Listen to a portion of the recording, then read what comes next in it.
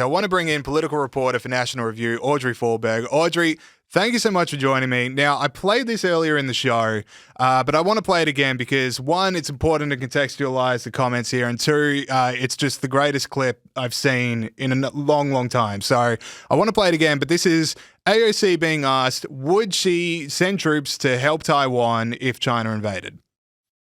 You know, I think that this is such a, I think that this is of course a very longstanding policy of the United States, and I think what we are hoping for is that we want to make sure that we never get to that point.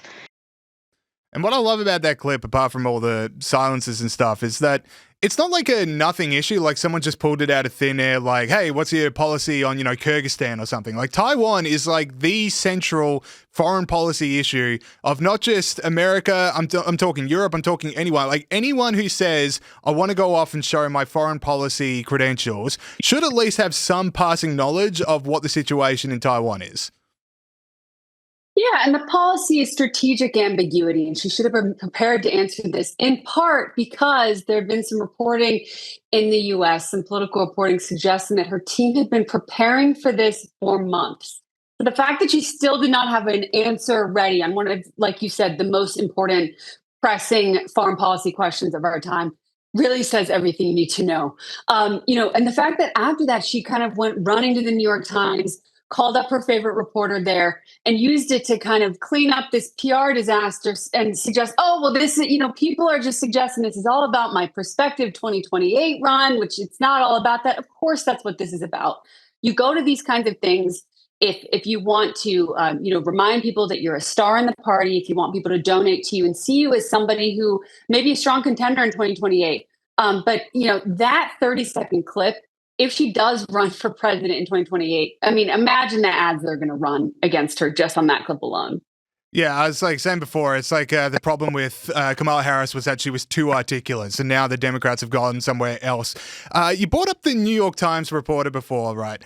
I want to show, we've got the tweet that he posted out to accompany the article. I just want to show you this because he says here, AOC came to Munich to warn about the far-right coverage focused on 2028 and variable missteps. She gave me a call. Everyone's got this story wrong. This isn't about me running for president. I want to get to the president part there, but what's with the brag, she gave me a call? Why is it such a thing to hold your hat up that when a big-name Democrat has a bad day and is getting bad press, I get the call as the PR fix-up job? It's a rough one. And you're in the news business. I'm in the news business. Every time you get a scoop or a fun interview, you want to find a fun way to sell it. A snappy sentence like she gave me a call is certainly a way to get attention. But obviously he got attention, probably not in the way that he intended, because he was dogged all day. When I woke up this morning, all over my social media timeline, people just making fun of this reporter. But yeah, this is just a really, really rough moment for AOC. Like I said, this literally dominated U.S. political coverage this morning. And it's going to be tricky for her to recover from this. I mean, she is somebody who's raised a ton of money. She's seen as kind of a successor to Bernie Sanders, who had a strong run back in 2016. She's somebody who's seen as kind of having this undercurrent of a lot of nationalist, populist sentiment, momentum on the left ahead of 2028. So the fact that she had this bad of a flub is pretty rough this early on. Yeah, I like how she goes, this isn't about me running for president. This isn't about me running for president. I reckon it was about her running for president, and whatever happened at that conference showed her that would be such a bad idea. She is so not ready for the big moment that now it's no longer about being president because that's off the agenda. Yeah, and I think another thing that this kind of is making me and other reporters remember is Democrats, the 2026 midterms are looking like they're going to favor Democrats. Historically, the out-of-party power always gets a lot of momentum in the midterms. I mean, in 2018, the middle of Trump's first term, there was a blue wave and absolute Republican blowout at the ballot box. But what that momentum is disguising is, Democrats are kind of riding high right now, but they don't really have a clear, coherent vision for this country to contrast beyond reflexive anti-Trumpism, right? So we're seeing that with foreign policy at this Munich Security Conference, where Democrats are getting what should be easy questions, and they can't answer them because when they're given interviews, they're used to just criticizing Trump. And so we're going to see this beyond foreign policy over the next two years. We should be paying attention closely to this. Do Democrats have an affirmative vision for this country on immigration policy, on trade, on AI policy, or is it just going to be continued, anti-Trumpism because that's what they can get away with?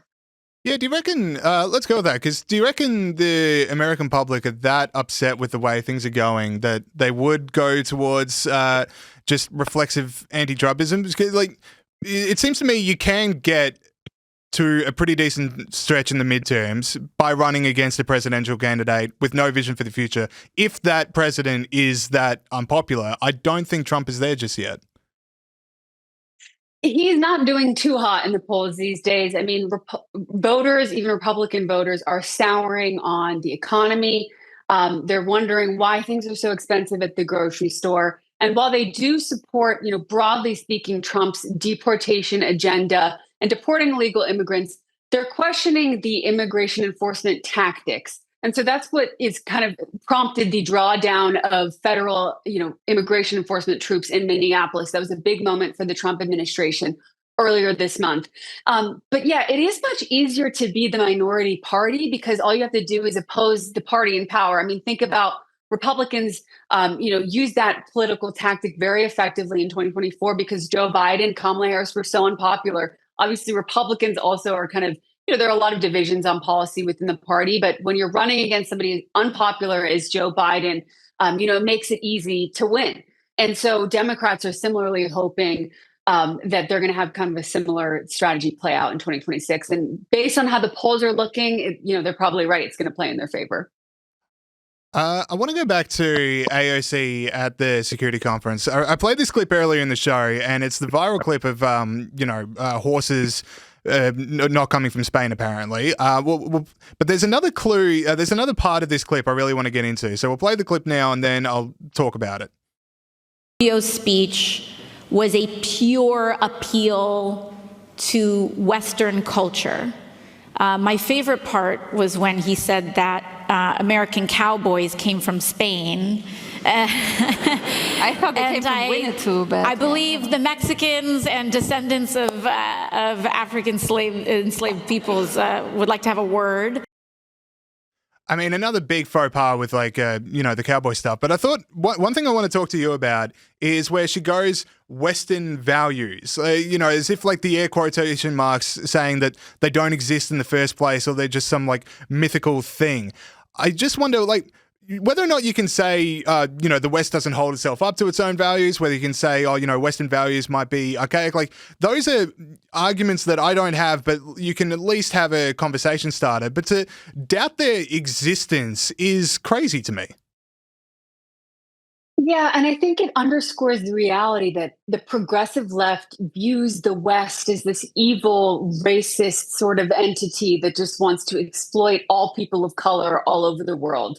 And what that does is it just colors her view of foreign policy to the point where she just has basic foreign policy and historical and geographical illiteracy. Another kind of really embarrassing flub she had was that she accidentally said that Venezuela was below the equator. It is very much above the equator. So, it's just a lot of cringe moments for her.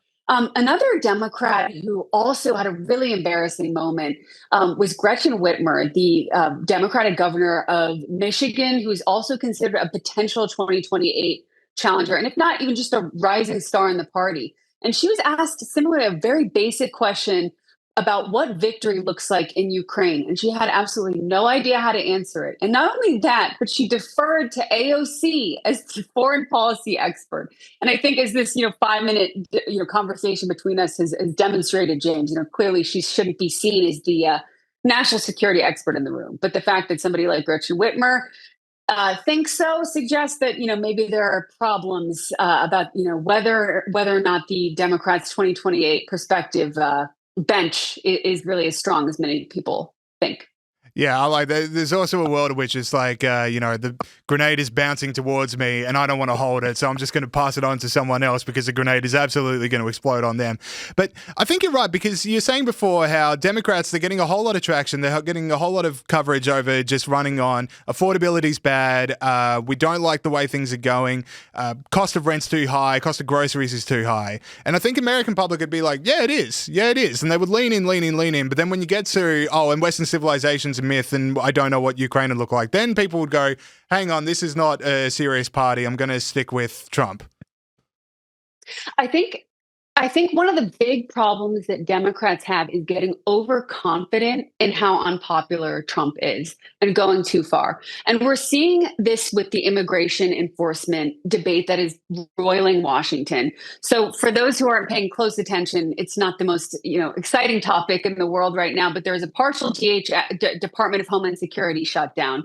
So essentially, there's a lot of squabbles in Washington over how to continue funding the agency that oversees immigration enforcement.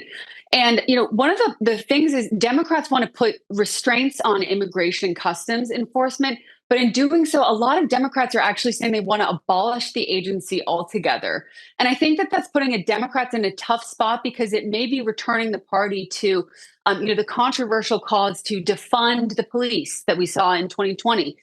Controversial calls to overhaul and dismantle ICE.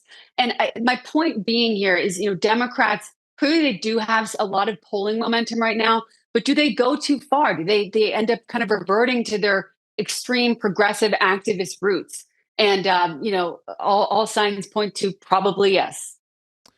I want to switch over to Marco Rubio, right? So we had AOC and Gretchen Whitmer embarrassed themselves at the conference. Now we have Marco Rubio making probably the best speech of his career, probably one of the best foreign policy speeches by an American, in the halls of power person in a number of years. I want to play one clip first off, referring to how they don't want weak allies. This is why we Americans may sometimes come off as a little direct and urgent in our counsel.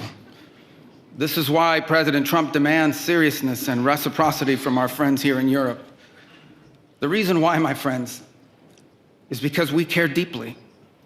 We care deeply about your future and ours.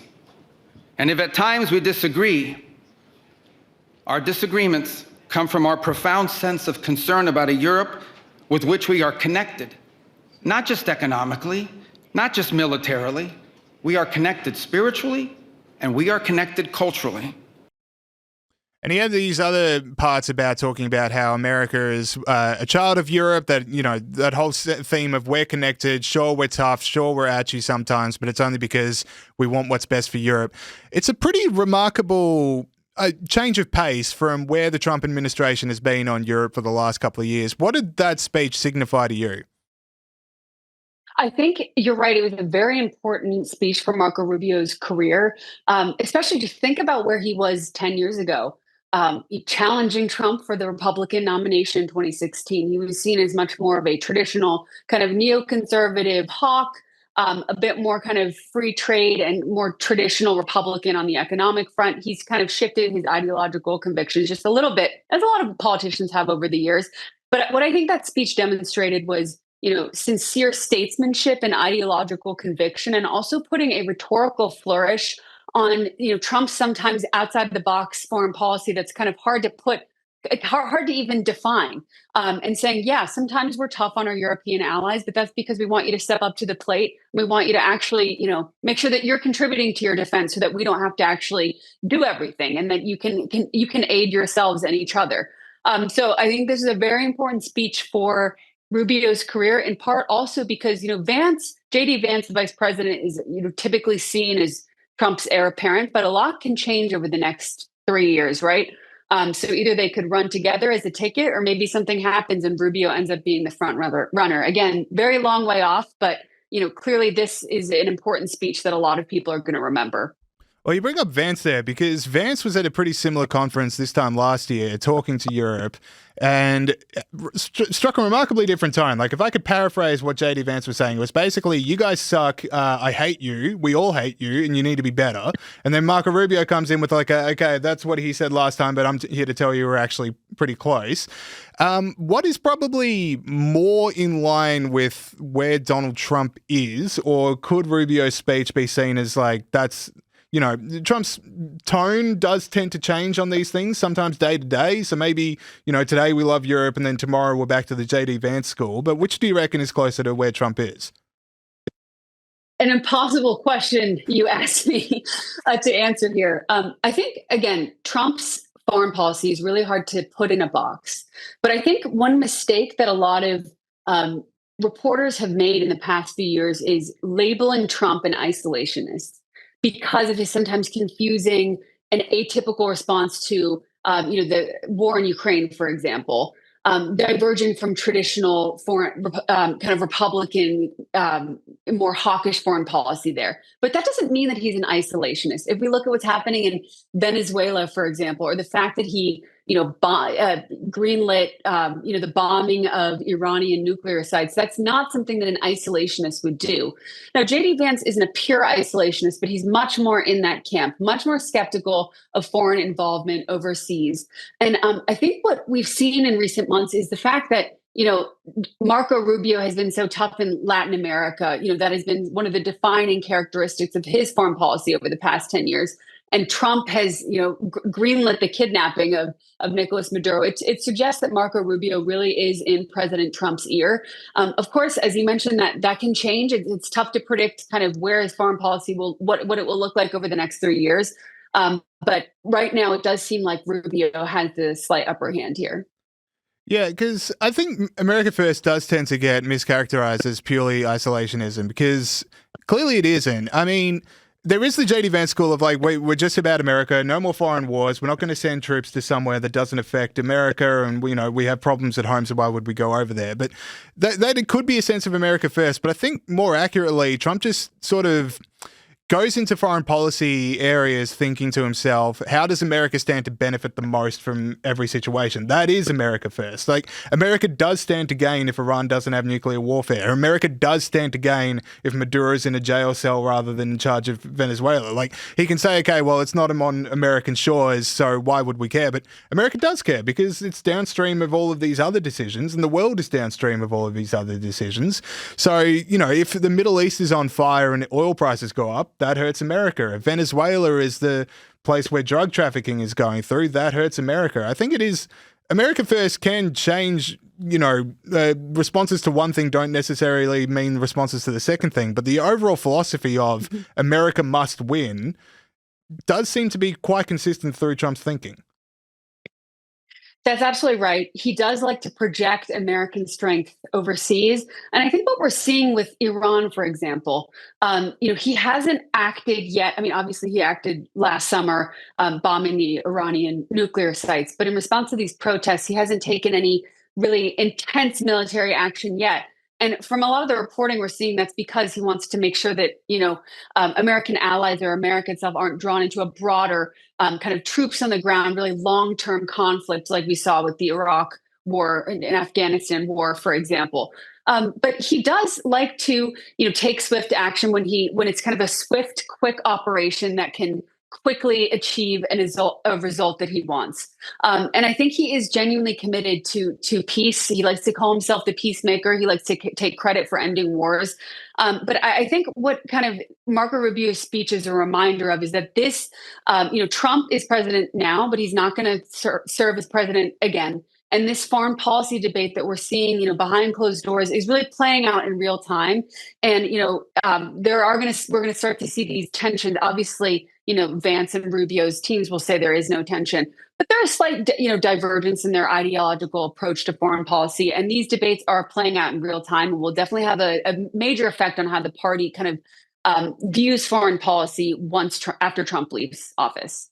Yeah, I think that speech from Rubio, I think it's impossible to not see it as somewhat presidential. And you had an article in the National Review a couple of weeks ago, recently, where you were talking about how JD Vance is really fronting up to Republican campaign donations as part of the fundraising boost. Like JD Vance is really the spokesperson, he's the face of the campaign, which would seem to me that, one, that he wants to be president one day, and then two, that the Republican Party go, this is someone that does get people donating. He is someone people gravitate towards too. And you just think with the history of people coming to foreign powers coming to the White House, JD Vance is quite more vocal than you would expect a vice president to be in those meetings, the famous one of him versus Keir Starmer. Would you say right now JD Vance is leading the race to become the next 2028 candidate, or has Marco Rubio kind of overtaken him in the last couple of weeks? It's just so tough because it's so far out and there is no race to be had yet. I think what the major undercurrent of this entire debate is that Trump has been at the top of his party for the past decade, and he's not somebody who's going to want to relinquish that title as kingmaker. And so the awkward part is, if Vance obviously wants to run for president, kind of unclear where Rubio is. If they're running for president, they're going to be doing so probably from the White House. So that makes this whole debate kind of awkward. And the sooner Vance wants to announce a prospective 2028 run, the sooner Trump's going to get questions about, who do you endorse? And for the past year or so, he has been asked, do you see Vance as the clear heir apparent? And, he'll say something along the lines of, I love Vance, but I also like Rubio too. So constantly naming both of them. But yeah, the fact that Vance is, you mentioned the article I wrote earlier this month, leading the Republican National Committee's finance arm, he is getting a lot of face time with donors, and that's going to be really, really important for his 2028 run. I want to move back to Munich just for 1 second, because there was one more viral clip that went around the world, and it had to do with our old friend Hillary Clinton. Let's take a look at it. We saw the cancel culture. We saw the woke revolution. I don't agree with the gender revolution, the climate alarmism. Which gender? Women having their rights? Let Peter go on. I think there are two genders. But some of us think that there is more than one, or more than two gender. I think there is male and female, and the rest probably is a social construct. So this is something that went too far. But does that justify selling out the people of Ukraine who are on the front lines dying to save their freedom and their two genders, if that's what you're worried about? Can I please finish my points? I'm sorry that it makes you nervous. I'm really sorry for that. It makes me nervous. It makes me No. There's a few things I want to pick up from this one, but I'll start with the most obvious, which is there anyone more motivated by bitterness than Hillary Clinton? Wow, question of the century. That clip is just so, excuse my language, but cringe on all fronts, just in part because she comes across as this kind of shrewd, very unhappy, bitter, losing politician who can't get over her loss from 10 years ago. And I think, more than anything, there is no love lost between Democrats and Hillary Clinton because she lost against Trump and she can kind of never recover from that. So I think that bitterness has kind of continued to serve as the kind of thing that motivates her to get out in front of everybody and talk about foreign policy. And it's a rough look for her. What I love about it is he says, he's talking about how I think there's only two genders I think they got away with. And somehow that means that he wants to sell out Ukraine to the Russians. Like, it's that level of like the whataboutism, just if you don't agree with me lockstep on everything, then you're the worst person in the world. That just so typifies like that Hillary Clinton style of Democrat arguing that just has never worked. I think you're absolutely right. And I think it's, unfortunately for Democrats, one thing that President Trump does have is a sense of humor and a kind of a sense of wit where he can kind of clap back and hit somebody with an insult that, makes the audience laugh or makes people kind of surprised and catches them off guard. Not every politician has that. Clearly, Hillary Clinton kind of never has. And it just, it is also sometimes a bit tougher, admittedly, for female politicians, I think, because they come across as very like bitter. And, again, I've used that word probably three times in the past 2 minutes to describe her. But I think that's the characteristic that comes to mind. And it's not just me. It's probably even a lot of people who voted for her. It's like, that's just kind of what the animus behind her politics. And it's very evident on screen in pretty much every interview she does. Yeah, and I think it's also what's not helping her is that she knows in the back of her head if Donald Trump turned up to that conference, he is pride of place, lectern, no one gets to interrupt him. She's sharing a panel with the Deputy Prime Minister of the Czech Republic. With all due respect to the Czech Republic, not on the same levels there. I want to move on to another story, which is just breaking overnight. It's a big old media clash. So we've got Stephen Colbert, very Democrat, very left-wing, quote-unquote comedic talk show host. I think he used to be hilarious back in the 90s, but he's gone now. He's had a blow-up with his network over a planned interview with someone running for Senate from Texas, James Tallarico. He wasn't allowed to broadcast it, and here's how he broke the news to his audience. You know who is not one of my guests tonight? That's Texas State Representative James Tallarico. He was supposed to be here, but we were told in no uncertain terms by our network's lawyers, who called us directly, that we could not have him on the broadcast. Then I was told in some uncertain terms that not only could I not have him on, I could not mention me not having him on. And he goes on to explain that the reason he couldn't have him on because CBS's lawyers were worried that interviewing James Tallarico would go against the FCC's rule on giving fair, equitative coverage from all different candidates for an election race. So if they had James Tallarico on, they would therefore have to have his opponent on. I'm guessing Stephen Colbert was never going to go for that, so the interview gets sunk. There's so many things I wanted to talk about with this one. What interesting for me is that it's not the FCC ruling, but it's CBS preempting a possible FCC intervention here. So whilst FCC gets to be the bad guy and Stephen Colbert gets to say FCC you and have that laugh, it's clearly just him against his network at this point. Well, that's certainly how he is portraying it. CBS News came out with this statement suggesting that they didn't tell Stephen Colbert that he couldn't run this interview, but that instead they provided legal guidance that they were worried that he needed to be able to, again, you cited that kind of equal time clause, because it is so close to the Democratic Texas Senate primary. And so they were concerned that they could, potentially violate that equal time clause if his show did not give equal time to his Democratic competitor, Jasmine Crockett. Ahead of that primary. But I think what's really driving this is, there is new leadership. Everybody knows that CBS News, Barry Weiss was brought in to kind of clean up the network. It is, there's no love lost between Stephen Colbert and a lot of the kind of more liberal talking heads at the network and the new leadership. I think honestly, one thing that's probably driving this is Stephen Colbert doesn't have, the best viewers, and there's nothing like driving up controversy to get people to watch your show and to get there to be Democrats who are crying foul over something. Yeah, and I noticed when I checked the YouTube account, so he's not allowed to show the interview with James Tallarico on air, but he can show it on his YouTube account. And when I did check the interview out this morning, all the comments were like, well, I was never going to watch this in a million years, but now that I'm not allowed to watch it, right, I can watch it. It's like that Barbra Streisand effect where she's like, you can't take photos of this house and put it online, and then everyone just wants to look at the photos of her house when no one wanted to look at it before. The thing for me, though, I want to get into the FCC side of this because it is this, the rule does exist, so you need to give fair play to different candidates, whether or not you agree with them or not.